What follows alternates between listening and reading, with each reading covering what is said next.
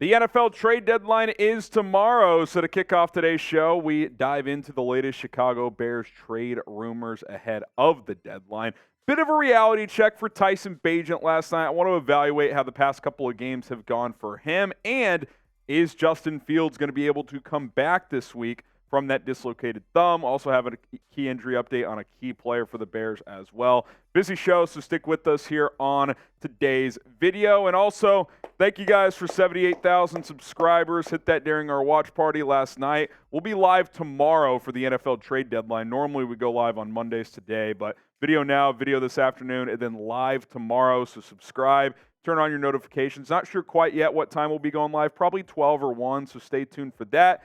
78,025 subs. Let's get to 79,000 as soon as possible.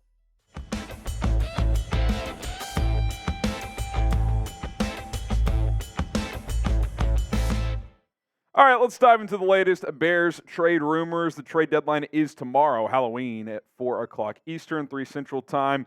Look, at 2-6, making the playoffs is a long shot at best at this point for the Bears. So the question is, will Ryan Poles make any big moves? Is he going to trade off any key assets like Jalen Johnson, Darnell Mooney? Is he still considering trading for an edge rusher? We'll have to wait and see. Now, I can't imagine the Bears being buyers because when you buy, you're typically trying to be a playoff team that year. Now, we saw last year that Ryan Poles tried to make a calculated long-term play by trading for Chase Claypool to help the offense. That obviously was a disaster. Could he do the same, but for the defense with another Chase, this time Chase Young? Now, there's been some conflicting reports on the Bears, I'll put in air quotes, interest in trading for the Washington Commanders edge rusher. Let's rewind to Saturday night when this report came out from Mike Florio of ProFootballTalk. He said, per a league source, there are rumors in team circles linking the Bears to Commanders pass rusher Chase Young. It seems odd on the surface since the two-win Bears hardly fit the profile of buyers, but this would be a long-term play for the Bears if it happens. The Bears have significant cap space in 2024, would want to acquire Young and keep him with a new contract. And yeah, I think when you look at Chase Young right now in this whole situation, he obviously is a player that I am interested in. I like Chase Young quite a bit, but you're 2-6 now. Do you go make that move if you are Ryan Poles? Now,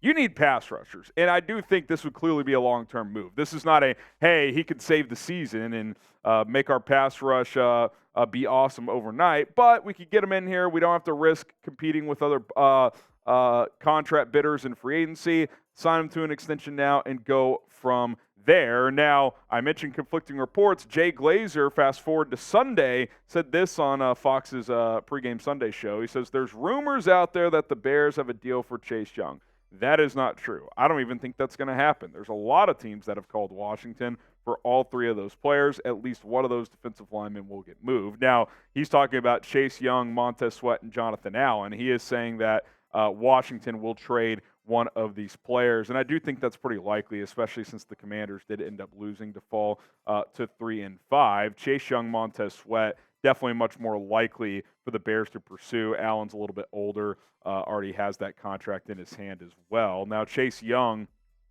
is a player I've liked for a long time. Loved him at Ohio State, loved him coming out, having a really good year this year, coming off that injury, finally looks back to being himself. But it's not simple. It's not easy. It's not just like, oh, yeah, go get him. I mean, he would help you long term. Yeah, he would. There's no doubt. But, again, you're a 2-6 football team. Like, there's got to be some PTSD from what happened with Claypool last year. But at the same time, you got to fix your pass rush by 2024. Like, next year, this front has to be much more formidable. And if you get a guy in here now, that could certainly help a little bit this year and obviously and beyond, which is much more important. I think the wild card in all of this is if you're Ryan Poles, like if you're going to make a trade like this, you have to have a clear medical diagnosis on Chase Young. Like, what does that knee look like coming off the ACL, which held him out for a while in each of the past 2 seasons?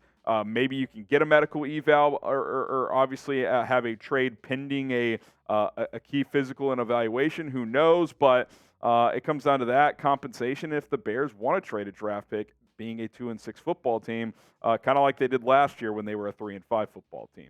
So what say you? Would you trade a second or third round pick for Chase Young? Type T for trade, P for pass. Essentially, are you trading a day 2 pick? I think I've gotten to the point, I don't think I'm trading my second round pick. And I really would like Chase Young. If it's a third, I'd probably pull the trigger. I think the value's there for a third. But your second round pick, we saw last year it became the 32nd pick. I don't think it's going to be the first pick of the second round.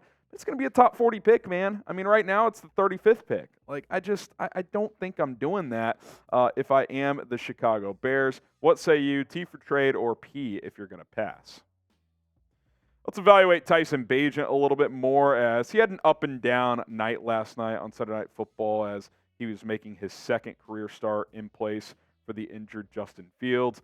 Just looking at the numbers, I think the numbers do kind of tell the story here. We're like, there were some good things, right? Like, he was pretty accurate for the most part, but in key moments, had a couple of mistakes. The first interception, he talked about after the game, ended up being a miscommunication based on the coverage. Mooney and DJ Moore kind of gave that look of like what the shift should have been, and Bagent was like, yeah, I have to recognize it. He didn't throw it right to the DB because they switched up the route combination.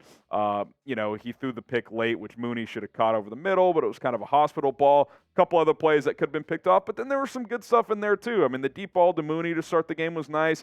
Velus Jones drops the deep ball touchdown. Get that bomb off this team. In all seriousness, just take him out of the offense. Like, he can be the kick returner, he can play special teams, but can we have Tyler Scott run those shot plays? Like, why is Velus Jones getting those chances? He's proven he can't catch the football.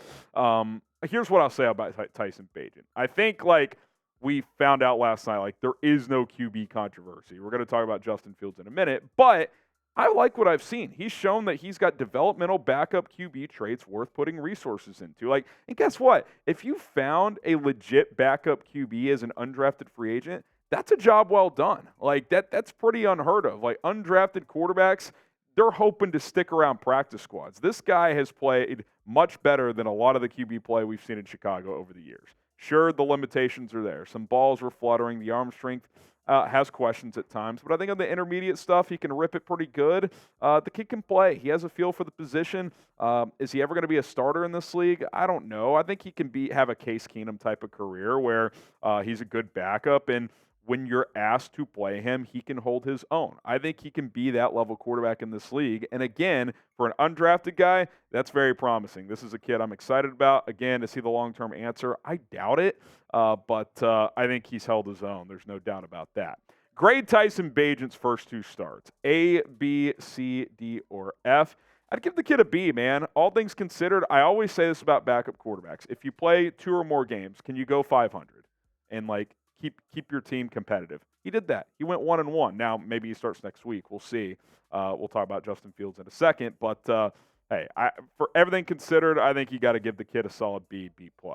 Prize Picks sponsoring today's show. Shout out to the Bears defense for blowing up my Prize Picks entry last night because they could not slow down Justin Herbert. But guess what? We are back on the grind for Monday Night Football tonight. Prize Picks, the best daily fantasy sports game that is out there. If you're looking to spice up Monday Night Football tonight, look no further than Prize Picks. It's easy. You pick anywhere from 2 to 6 players on any given entry. You can win up to 25 times your money if you do have a 6-player entry. I got a 3-player entry tonight. More or less, that's how it works. Give me the more on Jared Goff. The Lions really struggled last week. I think he bounces back, has a good solid game tonight. Wouldn't be shocked if he threw for 300 yards. I think Devontae Adams, I think Jimmy Garoppolo is going to force feed him. He's been frustrated, so I think the Raiders are going to focus on throwing him the football a lot. Give me the more there. Then I'm going to go the less on Jahmyr Gibbs rushing yards. I think if it was all purpose, he would hit the more there, but I think the Lions are going to throw the football a lot. 20 to win $100, 5 times your entry when it is a 3-player entry. Go to prizepicks.com/CLNS. Use our code CLNS to get a deposit match up to $100. It's Prize Picks, the best daily fantasy sports app out there.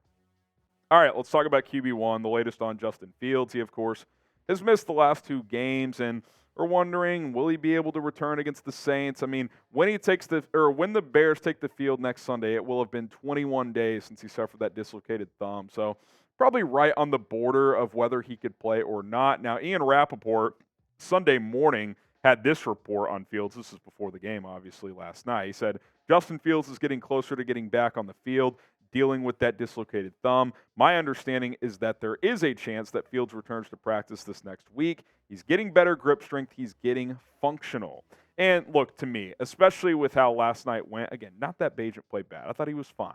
But I think it became clear that when Fields is healthy, he's your starter. Like, you play him. I still want to evaluate him as much as possible this season, and then you make a decision after the year on what long-term looks like at the quarterback position. But the highs have been very high this year. Now, it's been inconsistent. There's no doubt. Like, if you ask me today, if the season ended today, what are the Bears doing in the draft? I would say they're going to draft a quarterback. But it's up to Justin Fields to change that narrative, and the clock is absolutely ticking. You have 9 games left in the season. We don't even know if Fields is going to play this week, so it's possible it's 8 or less for him. The clock is ticking. He, in reality, is going to have to play really good football for the next 2 months to prove he's the guy. Because if the Bears are picking in the top 2 or 3 and Justin Fields' inconsistencies continue, then they're going to draft a quarterback. They just are. Like, sure, there's scenarios where they don't, but if you ask me as a betting man, which I am, what they're going to do, I would say right now they're going to draft a quarterback. I mean, look where they sit right now. They have picks 2 and 3.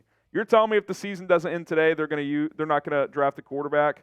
And by the way, if Carolina loses next week, for example, they'd be back with the number 1 pick slot based on strength of schedule. They just had their bye week last week. By the way, maybe it's just like, equilibrium in the world, like things always equal out in the end. The Texans did the Bears a solid last year by helping the Bears get the number 1 pick, and of course, they're the team that loses to Carolina, so maybe that's just the universe kind of telling you, hey, like, it doesn't always go in your favor, but that was funny. But you still have a real chance at the number 1 pick with your own pick or the Carolina pick. If you're picking 1 or 2, you're probably drafting Caleb Williams or Drake May. Like, I just think that's going to be likely. So if you're Justin Fields, you got to be chomping at the bit to get back on the football field, and you have to play an extended stretch of consistent football. Like, let's say he plays 9 games. Let's say he plays the remaining 9 games. 7 of them probably have to be really good, like, if we're being realistic. Like, he's got to really show that he can stack good performance after good performance. Not just a game here and there, not just 2 in a row. Like, he's got to play some really good football. So, fill in the blank. Answer this question. The Bears' Week 1 starting quarterback in 2024 will be – Coop said Quinn Ewers, our producer. Hot take. Does Ewers come back? No? Okay. All right. We'll see.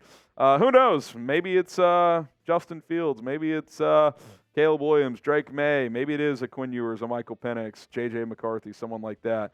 Going to be interesting. I think this is the most fascinating question right now, not just for the Bears, but in the NFL, what their QB situation looks like next year. All right, quick injury note on Tremaine Edmunds. Dan Wiederer had this last night that Edmunds will likely need more testing and imaging on Monday to his injured right knee. He avoided a worst-case scenario on Sunday night, but don't be surprised if he has to miss some time here the next few weeks. Edmunds did say after the game, when asked about his injury, he said, yeah, I'm sure it would. Everybody talking about if he was scared after suffering a knee injury. He said, but it could be worse than what it is right now. Like I said, I'll know more tomorrow as far as what tests or what it looks like inside. Definitely blessed to be walking right now. So sounds like the Bears avoided a major injury there, which is good, but could be a week-to-week situation. So we'll see. Matt Eberflus is going to talk to the media, I think, any minute here. Don't see anything yet, but we'll have more updates on that as we go. But trade deadline tomorrow, lots more coverage to come. Hit that subscribe button. We will have a video later today as well, so stay tuned. Bear down.